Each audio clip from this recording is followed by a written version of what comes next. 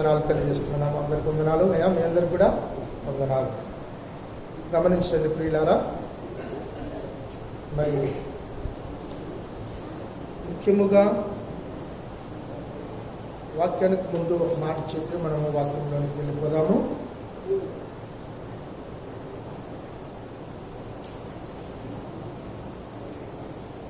MM channel అని చెప్పి ఒకటి కొత్తగా ఓపెన్ చేయడం జరిగింది. ఎంఎం అంటే మహిమ మినిస్ట్రీ. ఆ ఛానల్ మీ యొక్క మొబైల్లో ఓకే చేసుకోండి. నిత్యము దేవుని యొక్క మాటలు, ఆశీర్వాదకరమైన ప్రసంగములు ఆ ఛానల్లో ఎల్లప్పుడూ మీకు వస్తూనే ఉంటాయి. ఏ ఛానల్ అది అమ్మా చెప్పండి? ఎంఎం ఛానల్, మహిమ మినిస్ట్రీ. కాబట్టి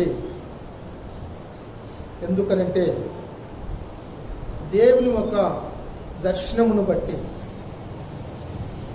ఈ విధముగా ఈ ఛానల్ ఓపెన్ చేయడం జరిగింది.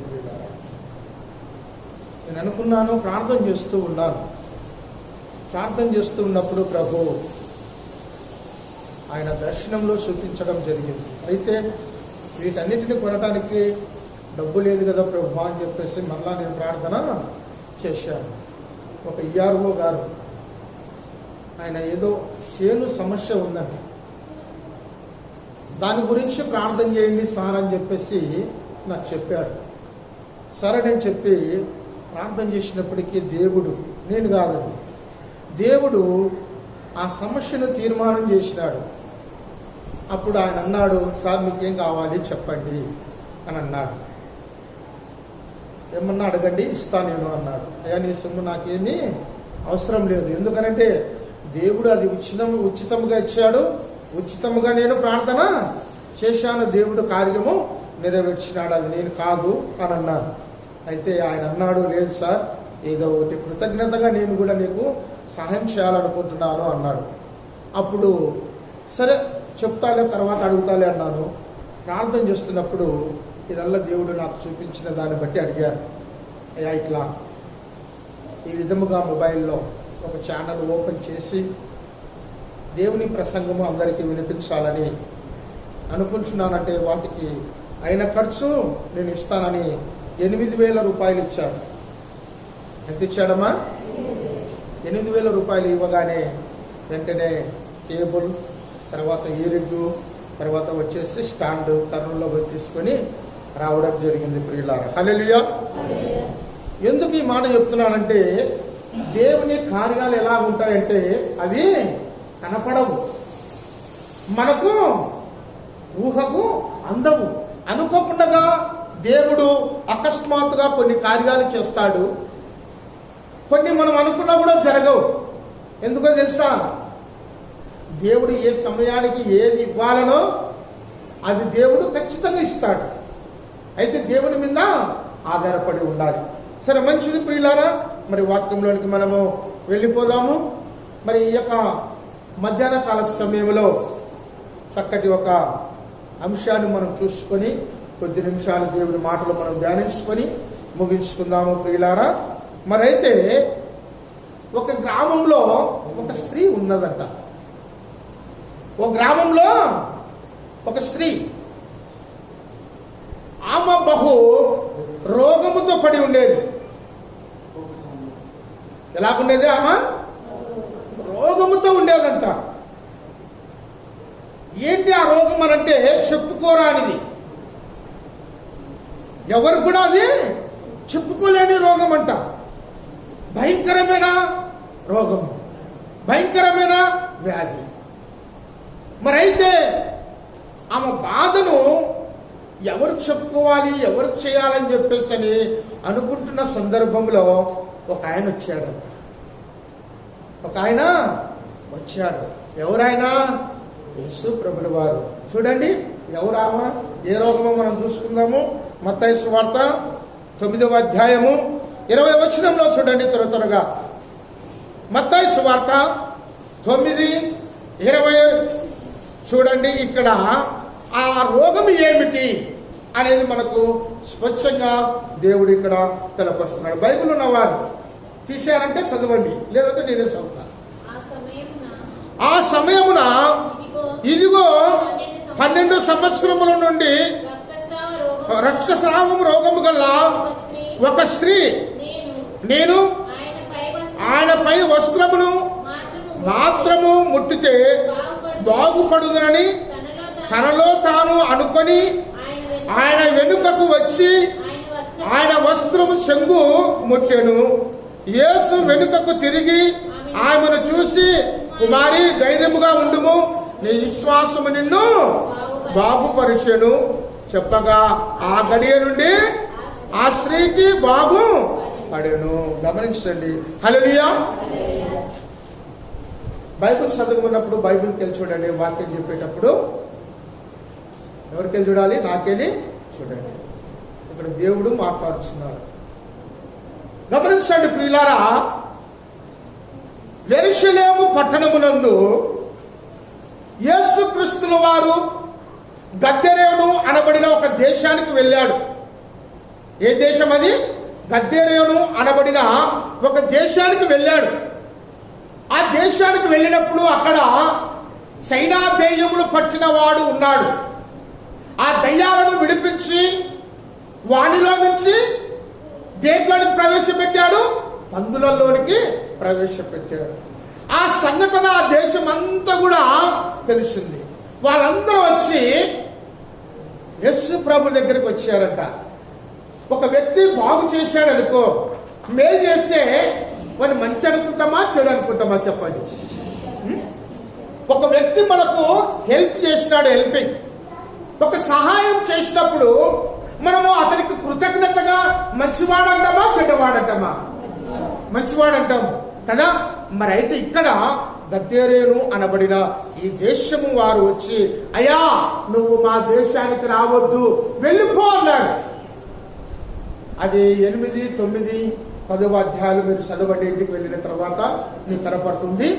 గమనించండి ప్రియులారా, ఆ దేశపు వారు వచ్చి మా దేశంలోనికి మీరు రాకూడదు, వెళ్ళిపోండి అని అన్నారు.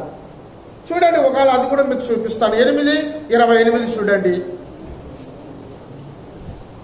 చూడండి, మత్తయి సువార్త 8వ అధ్యాయము 28వ వచనంలో కూడా ఇక్కడ కనపడుతుంది.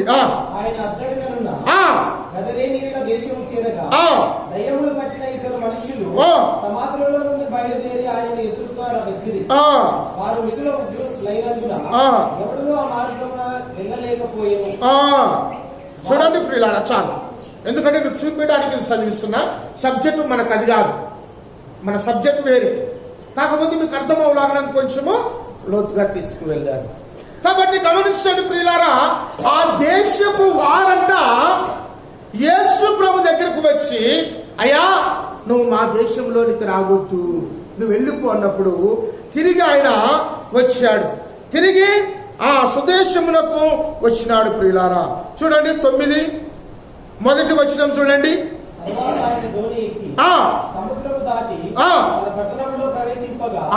చాలు. ఎక్కడికి వచ్చాడంట? తన పట్టణము యెరూషలేములోనికి యేసు ప్రభుల వారు వచ్చారు. యేసు ప్రభుల వారు వచ్చి తన ప్రదేశమునందు, తన పట్టణమునందు ఏం చేస్తూ ఉన్నాడంటే, ఆయన ఊరుకునేవాడు కాదు ప్రియులారా. యేసు ప్రభుల వారు 11 సంవత్సరాల వరకు ఊరుకునే ఉన్నాడు. ఎన్నేళ్ల వరకు? 11 సంవత్సరాలు. 11 ఏళ్ల వరకు ఆయన ఏమీ కూడా చేయలేదు.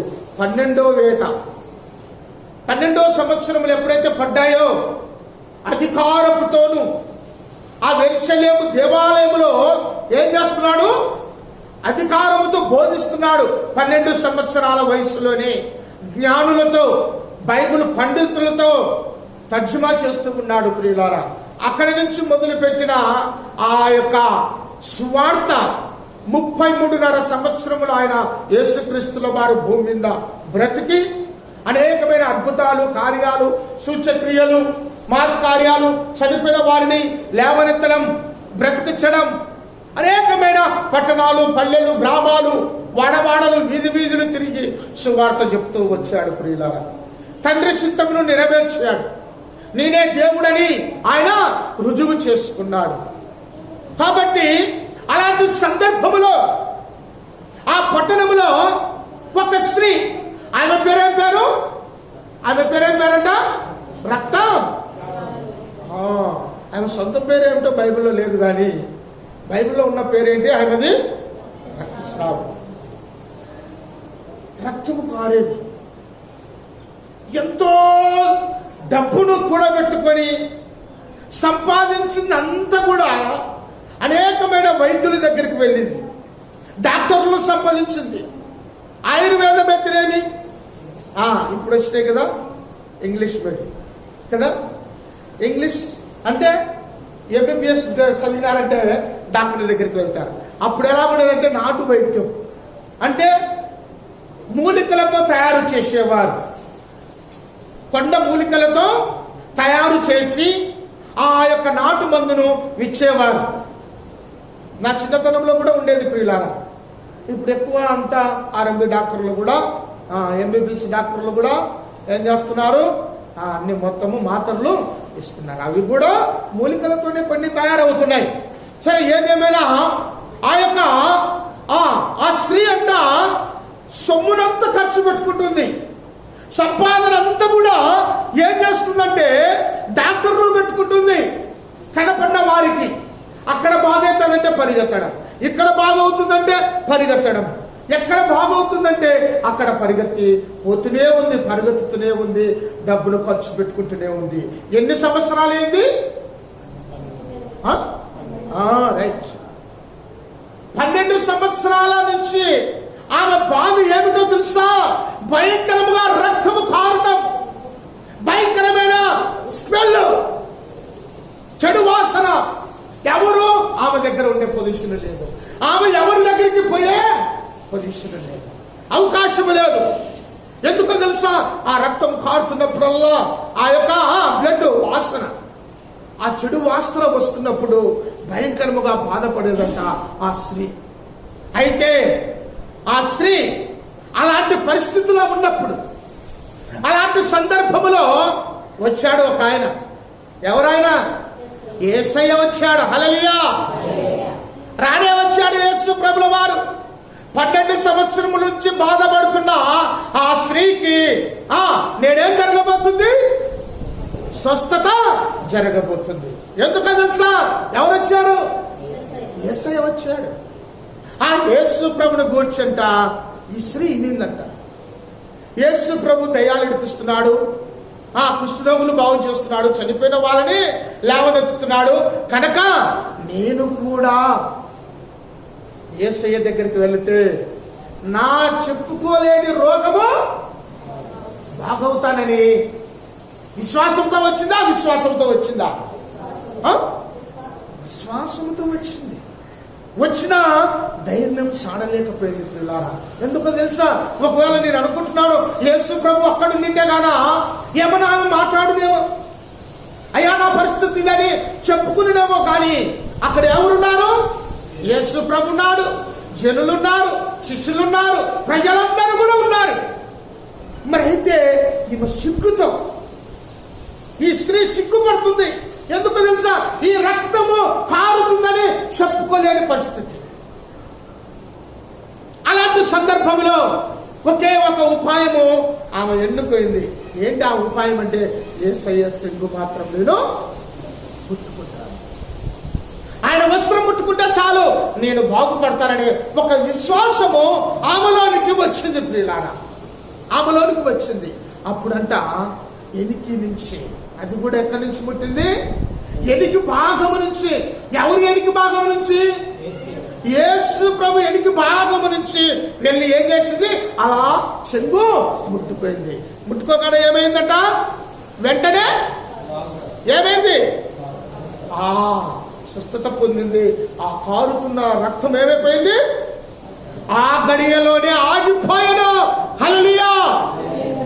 గమనించండి ప్రియులారా, యేసుక్రీస్తును నమ్ముకున్నామనేది గొప్పది కాదు, చర్చికి వస్తున్నామనేది గొప్పది కాదు, నువ్వు బైబిల్ చదువుతున్నావు అనేది గొప్ప కాదు. నీ విశ్వాసం యేసుక్రీస్తుని ఎంతవరకు నువ్వు ఉన్నావు యేసులో? నీ విశ్వాసం ఎంతవరకు కొనసాగుతూ ఉంది? యేసయ్యకు నీకు ఉన్న స్నేహ బంధము ఎంతవరకు? మీ విశ్వాసం ఉందా? బైబిల్ చదివేది గొప్ప కాదు, చర్చకు వచ్చేది కాదు, పాటలు పాడేది కాదు, ప్రార్థన చేసుకునేది కాదు. నువ్వు ముందు విశ్వాసంగా ఉన్నావా? యేసు ప్రభుని నమ్మితే పరలోక రాజ్యం ఉంది. యేసు ప్రభుని నమ్మితే సమస్తము దేవుడు నాకు కలిగిస్తాడనే ఒక విశ్వాసము నీలో ఉందా? పరీక్షించుకోండి. ఈ మధ్యాహ్న కాల సమయం ఈ స్త్రీ ఏం చేసింది? అవిశ్వాసంతో పోయిందా యేసు ప్రభు దగ్గరికి? విశ్వాసముతో వెళ్ళిందా? విశ్వాసముతో వెళ్ళింది. కొన్ని కోట్లు, లక్షలు, వేలు, వందలు అనుకో, తమకు కలిగిన ఆస్తిని అంతా కూడా ఖర్చు పెట్టింది. ఈ దినాలలో కూడా చాలా మంది ఏం చేస్తుంటారో తెలుసా? వ్యర్థమైన దానికి ఎంతైనా ఖర్చు పెడతారు కానీ దైవ సేవకులకి ఇవ్వలేరు, చర్చికి ఇవ్వలేరు. ప్రియులారా, చర్చిలో ఏం తక్కువ ఉందో దానికయ్యా నా వంతు సహకారణ, ఇదిగో ఇది తీసుకో, ఫలానా వస్తువు లేదు, ఇదిగో అక్కడ ఫ్యాను చెడిపోయింది, దాన్ని చేపించడానికి ఇదిగో ఈ యొక్క డబ్బు తీసుకొని ఇవ్వలేము. ప్రియులారా, ఎందుకో తెలుసా? వ్యర్థమైన దానికి ఎంతైనా ఖర్చు పెడతాం, అనవసరమైన దాన్ని ఖర్చులు పెడతాం కానీ దేవుని మందిరానికి ఇవ్వలేము, దైవ సేవకులు ఇవ్వలేము, పేదవారికి ఏదైనా ఆదరించలేము. ప్రియులారా, ఆనాడు కూడా ఆమె ఏం చేసిందో తెలుసా? హాస్పిటల్కి పెట్టుకుంది, డబ్బంతా కూడా హాస్పిటల్ పెట్టుకుంది. కానీ యేసు ప్రభు సంఘం ముట్టుకోగానే బాగుపడింది. కానీ మరి యేసయ్యకు ఏమిచ్చిందామా? యేసయ్యకి ఏమిచ్చింది? తన హృదయమును. హల్లెలూయా! తన హృదయాన్ని యేసు ప్రభుకి ఇచ్చింది. ప్రియులారా,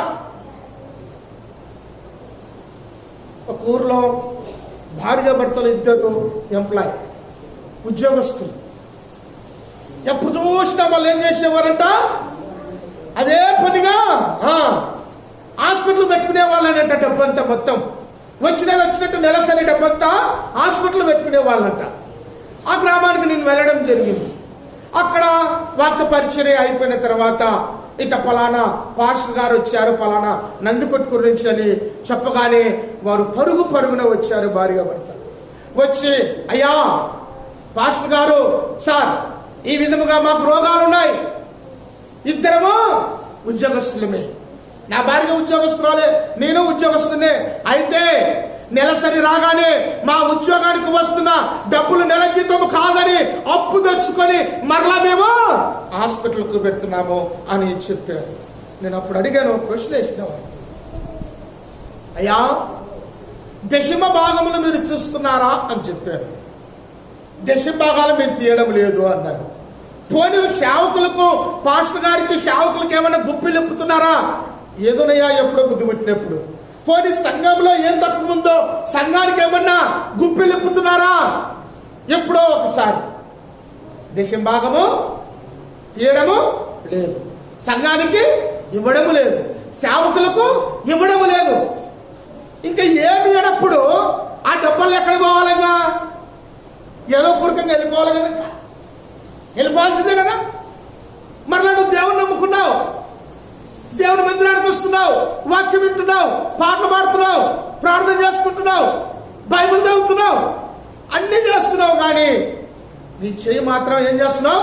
పిడికిళ్ళు బిగించినావు కానీ దాన్ని గుప్పిళ్ళు ఇప్పడం లేదు. ఎలాగ ఆశీర్వాదం వస్తుంది? చాలా మంది అంటుంటారు, నేను అన్ని రకాలుగా చర్చికి పోతున్నాను, ఏ దేవుని దగ్గరికి పోను, యేసు ప్రభుని నమ్ముకున్నా, అయినా పేదరికంలో ఎలాగుంటావు? పేదరికం ఉండకోకుండా ఎలాగ నువ్వు ఆశీర్వదింపబడతావు? ఆశీర్వదింపబడాలంటే కారణం ఏంటి? దేవుని సొమ్ము దేవునికి నువ్వు ఎప్పుడైతే తీస్తావో, దేవునికి ఇస్తావో, ఆనాడే నువ్వు ఆశీర్వదింపబడతావు. నిజంగా ప్రియులారా, ఇది నా జీవితంలో ఇప్పటికి నేను అనుభవిస్తున్నాను, అనుభవంలో ఉన్నా. నాకు రూపాయి వచ్చిన 10 రూపాయలు వస్తే రూపాయి బిల్ల ఖచ్చితంగా తీసి పక్కన పెడతా. దశమ భాగం ఇది నీ సొమ్మునైనా, ఈ 9 రూపాయలు మాత్రము నాది, దీని జోలికి మాత్రం రావద్దు అంట యేసు ప్రభు దగ్గర. ఒకటే మాట చెప్తా, 10 రూపాయలు వచ్చింది, రూపాయి నీ సొమ్ము తీసుకో, ఇదిగో ఈ 9 రూపాయలు మాత్రం నాకు, దీని జోలికి మాత్రం నువ్వు రావద్దు అని చెప్పి చెప్తాను అనుకున్నాను. నేను అప్పుడు వారికి ఆ మాట చెప్పాను. ఆ మాట చెప్తే సరే పాస్టర్ గారు ఇప్పటి నుంచి మేము తీస్తాము అన్నారు. మళ్ళా పోగానే వాళ్ళు ఏమన్నారో తెలుసా? సార్, నెలసరి డబ్బు కాదని అప్పులు తెచ్చుకుంటున్న మా కుటుంబం అంతా కూడా ఎప్పుడైతే నువ్వు చెప్పావో, నువ్వు చెప్పిన మాట ప్రకారంగా దశమ భాగాలు తీసి సంఘానికి ఇస్తున్నాం. ఎటువంటి రోగాలు లేవు, ఎటువంటి హాస్పిటల్ పోవడం లేదు. వచ్చిన డబ్బు వచ్చినట్టు ఎక్కడుందంట? బీరువాలో ఉందంట. హల్లెలూయా. మరి మధ్యాహ్న కాల సమయంలో మీ కుటుంబాలు ఆశీర్వదింపబడాలంటే, మీరు ఆశీర్వదింపబడాలంటే ఏం చేయాలి? సంఘానికి, సేవకులకు పిలుపు, దశమ భాగాలది సంఘానికి తీసుకొచ్చి దేవుడు నిన్ను ఆశీర్వదిస్తాడు. పెద్దలు అంటారు, కుండలో అన్నం కుండలోనే ఉండాలంట, కుర్రోడేమో దొడ్డుగా ఉండాలంట కదా. అన్నం తింటే కదా లావేది, ఆ అన్నమేమో అట్లనే ఉండాలంట. కానీ ఒరే నువ్వు లావు కాలేదురా, ఒరే నువ్వు లావు కాలేదురా, ఏమేదిరా అని తల్లి అంటుంది. తల్లిదండ్రులు అంటున్నారు, వాడికేమో అన్నం పెట్టడం లేదు, వాడు అన్నం తింటే కదా లావేది. అలాగంటే మనది కూడా చర్చిలకు వస్తున్నాం కానీ ఆశీర్వాదాలు పొందుకోలేదని చెప్పుకుంటున్నావు. ఎందుకు చెప్పుకుంటున్నావు? ముందు నువ్వు ఇచ్చేది దేవుని సొమ్ము, నువ్వు ఇస్తున్నావా? ఈ స్త్రీ కూడా భయంకరమైన పరిస్థితుల్లో 12 సంవత్సరాలు చెప్పుకోలేని రోగము, భయంకరమైన వాసన, ఎక్కడికి పోలేని పరిస్థితి, ఎంతో సొమ్ము ఖర్చు పెట్టింది. అయితే దేవుడు యేసు ప్రభు దగ్గరికి రాగానే ఏం జరిగింది? స్వస్థత జరిగింది. హల్లెలూయా. మరి మధ్యాహ్న కాల సమయంలో నువ్వు ఏ బాధలో ఉన్నావో, ఏ సమస్యలో ఉన్నావో, ఏ ఇబ్బందులో ఉన్నావో, ఏ ఇరుకులో ఉన్నావో, ఏ రోగములతో నువ్వు బాధపడుతున్నావో, ఏ సమస్యలలో శతమతం అవుతున్నావో ప్రియులారా, భయపడవద్దు. దేవుడున్నాడు. రా, విశ్వాసముతో నువ్వు రా. రక్తస్రావణ స్త్రీ ఎలాగైతే వచ్చిందో యేసు ప్రభు దగ్గరికి విశ్వాసముతో, ఆయన అంటున్నాడు, ఏమంటున్నాడు చూడండి ప్రియులారా, 22వ వచనం చూడండి.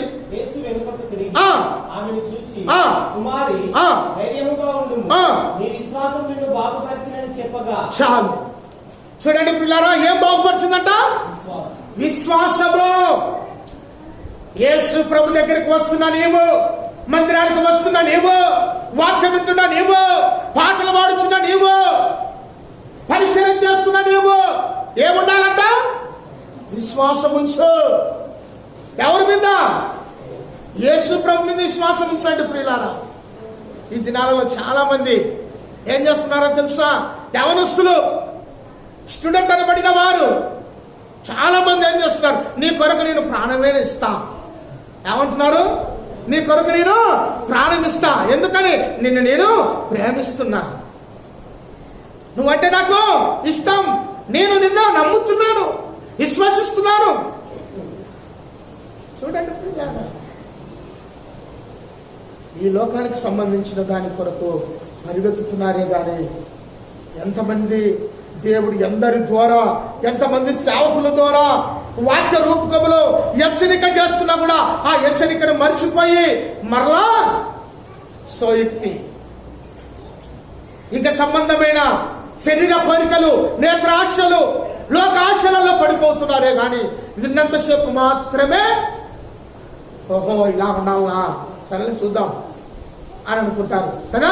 తర్వాత ఇంటికి పోగానే యథామామూలు అంతే. పెద్దలు అంటారు, రెడ్డొచ్చే మొదలు తప్పుకోండి, రెడ్డొచ్చే మొదలు అట్టనమాట. చూడండి ఇప్పుడు ఇలాగా. కానీ ఇక్కడ ఈ స్త్రీ ఏం చేస్తుందో తెలుసా?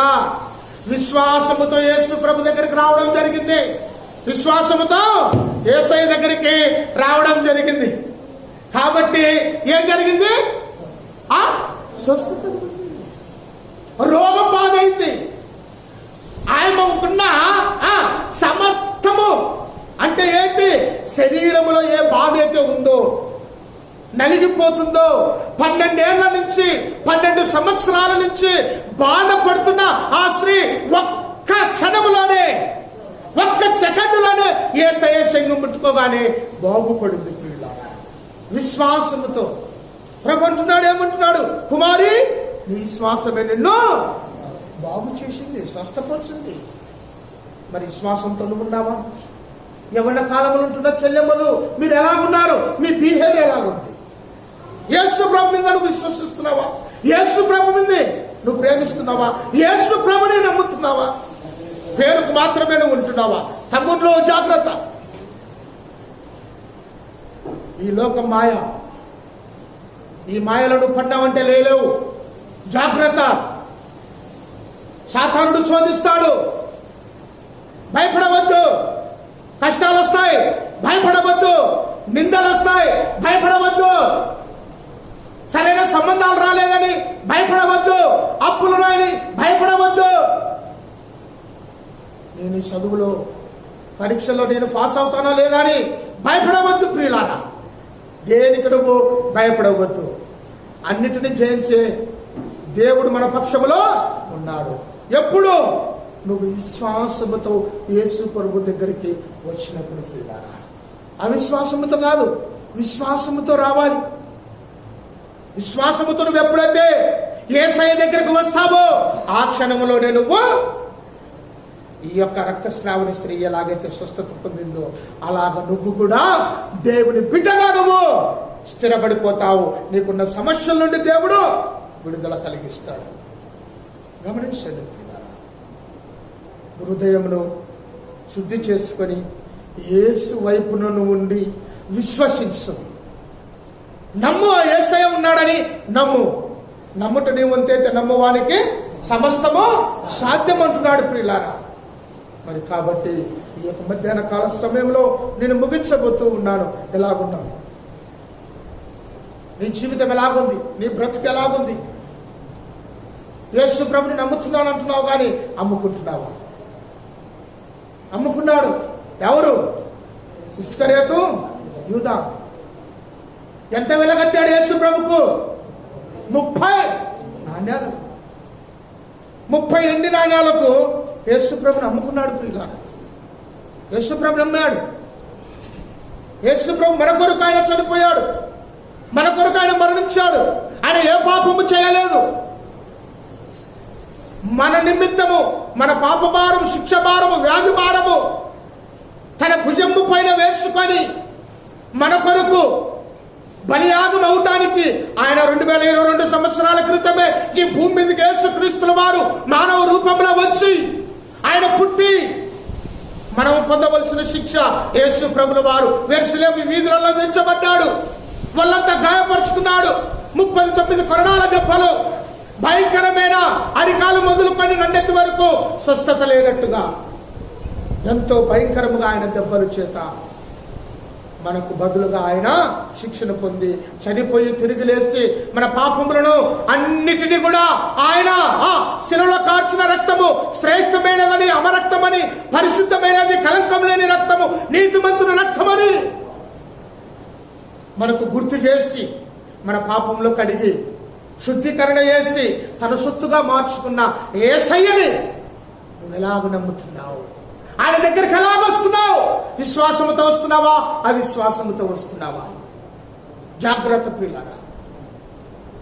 విశ్వాసముతో నువ్వు వచ్చావంటే అది ఎన్ని ఏళ్ల నుంచి నువ్వు బాధపడుతున్నావో, ఎన్ని సంవత్సరాల నుంచి నువ్వు ఆ సమస్యను ఎదుర్కొంటున్నావో, అయితే ఇప్పుడే నువ్వు యేసు ప్రభుని విశ్వసించిన వెడల ఆ సమస్య నుండి నిన్ను సులభంగా తీసి పక్కకు పెడతాడు. హల్లెలూయా. గట్టిగా చెప్పండి అమ్మా. ఊగుతున్నారు, నిద్రపోకు ఊగుతున్నారు కదా. నేను కూడా ముగిస్తున్నాను. నేను కూడా ముగిస్తాను ప్రియులారా. త్వరలోనే ముగిస్తున్నాను. ఎందుకో తెలుసా? నిద్ర ఉద్దరికి వచ్చిందంట. ఊక వచ్చింది ఫ్రీ అని. దానికి డబ్బు కట్టాల్సిన పనుల నిద్రకు, ఫీజు కట్టాల్సిన పని లేదు ప్రియులారా. ఓ డాక్టర్ దగ్గరికి పోతే ఫీజు ఇవ్వాలి కదా, ఫీజు కట్టాలి. అయితే ఈ చర్చిలోకి వస్తే మాత్రం ఫీజు కట్టాల్సిన పనుల నిద్రకు ఫ్రీగా వస్తాను.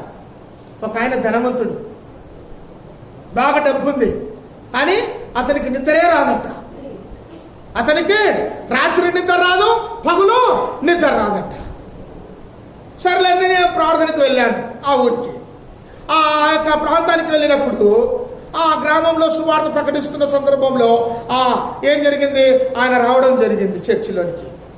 సరే, నేను షార్ట్ కట్లో చెప్తున్నాను. చర్చిలోనికి వచ్చాడు, వాక్యం మొదలు పెట్టాము. ఇంకా ఒకటే గురకలు పెడుతున్నాడు మనోడు. ఇంకా గొడవ అనుకున్నాడు, ఎన్నో నిద్రపోలేదు, బాగా డబ్బు ఉంది, ఎన్నో హాస్పిటళ్ళు, ఎంతెంతో తిరిగాడు, ఎంతో ఖర్చు పెట్టుకున్నాడు. ఈమె మాత్రమే భయంకరంగా డబ్బులు ఖర్చు పెట్టుకున్నాడు, కానీ ఆ వ్యాధి మాత్రము బాగాలేదు. ఎక్కడికి వచ్చినాక బాగైంది, యేసు ప్రభు దగ్గరికి, ఆయన సన్నిధిలోకి వచ్చినాక బాగైంది. ప్రియులారా, ఆయన సన్నిధిలోకి వచ్చాడు, వాక్యం అయిపోయింది, ప్రార్థన ముగింపు, వాక్యం అయిపోయినా మనోడు గురకలు కొడుతున్నాడు. అయ్యగారు లేండి బాబు, అయ్యా లేండి అని అంటే ఏ సార్ అప్పుడు అయిపోయిందా? ఏమో ఆయన విన్నట్టు అప్పుడు అయిపోయిందా? ఏం విన్నావా నువ్వు అంటే, ఇది ఏం వినలేదు సార్, నువ్వు వాక్యం చెప్తుంటే నాకు ఎన్నడూ రాని నిద్ర ఈరోజు అంతా హాయిగా వస్తుంది అంటే, నాయన ఇది ఉద్దరికి వచ్చినది, నువ్వు డబ్బులు పెట్టుకున్నావు చూడు, ఖర్చు పెట్టుకున్నావు, అది కాదు, నువ్వు చర్చికి వచ్చినట్టు నిద్రపోతావు చూడు అలా చెప్పేసి చెప్తే ఆ రోజు నుంచి ఆయనకు చక్కటి నిద్ర వస్తుందట. హల్లెలూయా. కాబట్టి నిద్ర ఉద్దరికి వచ్చినదమ్మా. ఎక్కడ రాదు నీకు నిద్ర, నువ్వు టీవీ ముందర కూర్చుంటే రాదు నిద్ర, సినిమా హాల్ లేకపోతే రాదు నిద్ర, ముసలమ్మ ముచ్చట్లు పెడితే రాదు నిద్ర, పాపం మాటలు మాట్లాడితే రాదు నిద్ర, యవనస్తులు యవన స్త్రీలు పురుషులు చూసుకునేటప్పుడు రాదు నిద్ర. ఎక్కడ వస్తుంది నిద్ర? చర్చిలోకి వస్తే వస్తుంది నిద్ర. ఎవరికైనా నిద్ర రాని వాళ్ళకి చెప్పండి, నీకు నిద్ర రాకుండా రా, నా ఎంబడి రా, నిద్ర వచ్చినట్టు చేస్తారని చర్చిలోకి వచ్చేయండి, మనకి ఇంక నిద్ర బాగా వస్తుంది. గమనించండి ప్రియులారా, ఇక్కడ 12 సంవత్సరంలో నుంచి ఆ స్త్రీ ఏం చేస్తుందంట, బాధపడుతుంది, చెప్పుకోలేని రోగం. ప్రియులారా, ఎవరికైనా చెప్పుదామా, అమ్మా అయ్యా నాకు రక్తం కారుతుందనంటే ఎవరైనా కానీ ఒప్పుకుంటారా? మంచిదంటారా? పాతలు దురంబా వాసన వస్తుందన కదా. ఈ స్త్రీ చెప్పుకోలేక బాధపడుతూ కుమిలి వేడ్చుతూ వ్యాధులతో దుఃఖముతో, ఇంకా నా జీవితము ఈ రోగము ఇంకా బాగు కాదు, ఇంకా నేను దీంట్లోనే మరణము చనిపోతాననే నిరాశతో చివరి స్టేజిలో ఉన్నప్పుడు వచ్చాడు ఒక ఆయనే మన యేసు ప్రభుల వారు. హల్లెలూయా. యేసు ప్రభుల వారు వచ్చారు, బాగు చేశాడు. మరి ఈ మధ్యాహ్న కాల సమయంలో యేసయ్య దగ్గరికి నువ్వు ఎలాగొస్తున్నావు? ఎలాగొస్తే మనము బాగుపడతాము? ఎలాగొస్తే మనకు ఆశీర్వాదాలు వస్తాయి? ఎలాగొస్తే మనకు పరలోక రాజ్యం ఉంది?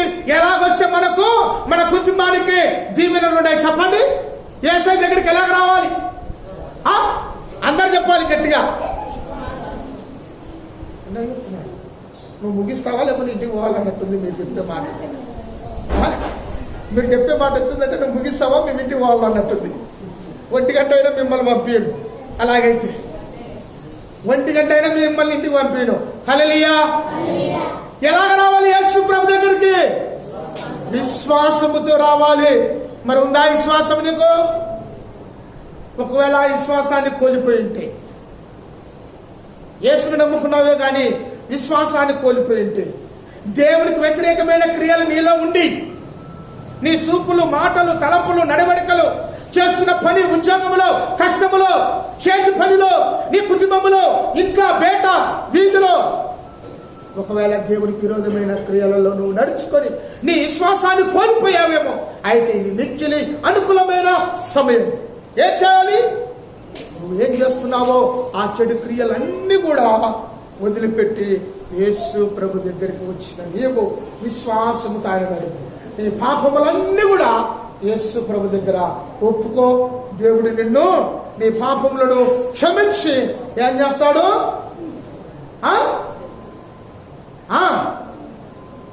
నోట్లు చెప్పుకుంటారు పెడితే.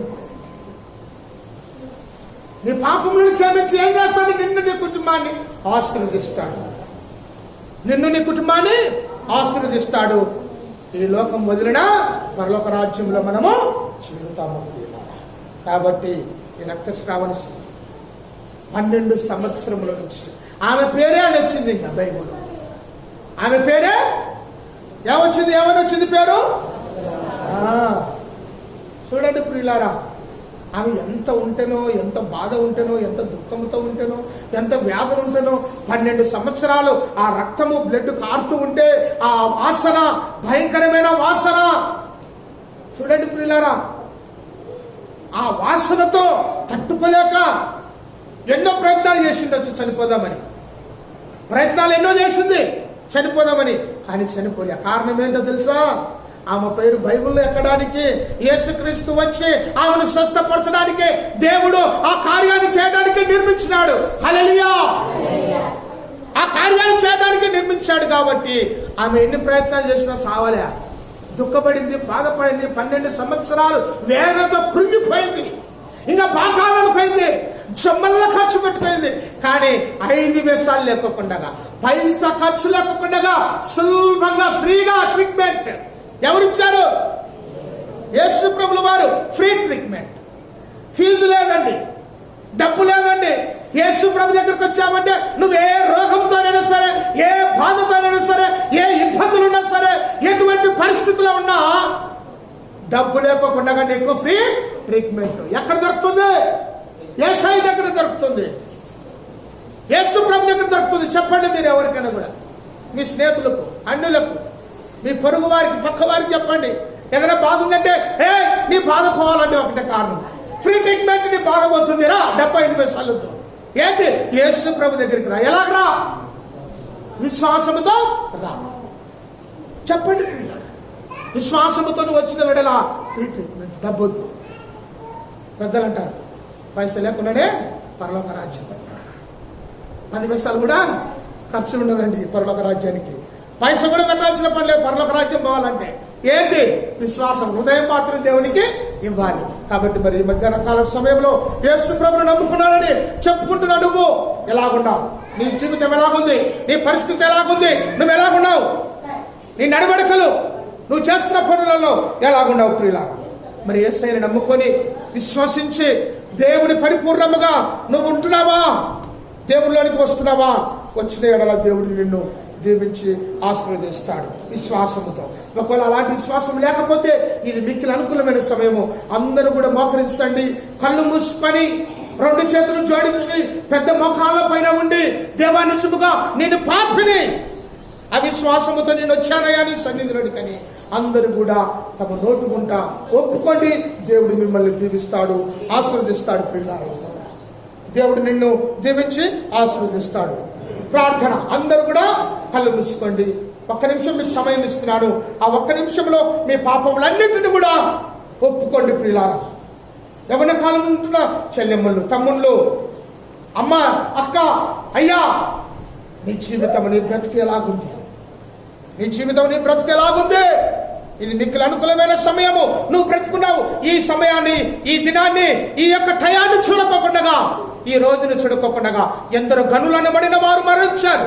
మరి దేవుడు నిన్ను బ్రతికించాడు, ఆయన సన్నిధిలోనికి నడిపించుకున్నాడు. కాబట్టి అవిశ్వాసముతో ఉన్నావేమో, విశ్వాసం నాకు దయచేయమని యేసు ప్రభును అడగండి. యేసు ప్రభును అడగండి ప్రియులారా. ప్రార్థన చేసుకుందాం. మహాపరిశుద్ధుడు వేళ మా తండ్రి, మహోన్నతుడా, సర్వశక్తిమంతుడా, నీ ఘనమైన శ్రేష్టమైన నామమునకు స్తోత్రాలు తండ్రి. ఇంతవరకు మీరు మాతో ఉన్నారు. 12 సంవత్సరముల నుంచి బాధపడుతున్న ఆ స్త్రీ నీ సెంగు ముట్టుకోగానే నా తండ్రి బాగుపడింది. ఆమె విశ్వాసమే ఆమెను స్వస్థపరిచినట్లుగా మీరు మాట్లాడిన మాటలను బట్టి మీకు స్తోత్రాలు. ఇక్కడ చేరి వచ్చిన మా ఎల్లరికను విశ్వాసమును ఆయన దయచేసి నిజముగా మా యేసు ప్రభు, మా దేవుడు, మా తండ్రి ఉన్నాడు. ఏ కష్టానైనా కూడా కడ చేర్చి తన సంతన చేర్చుకొని కౌగిలిలో మమ్మల్ని దాచుకుంటాడని ఒక విశ్వాసము మా ఎల్లరికను మీరు దయచేసి కృప చూపించమని చెప్పబడిన ఈ మాటలు ఎందరైతే వింటున్నారో మైకు ద్వారా ఉన్నవారు, చేరి వచ్చిన వారు మా హృదయాలలో నీరు కట్టి ఫలింప చేయమని యేసు నామములో ప్రార్థిస్తున్నాము తండ్రి. ఆమేన్.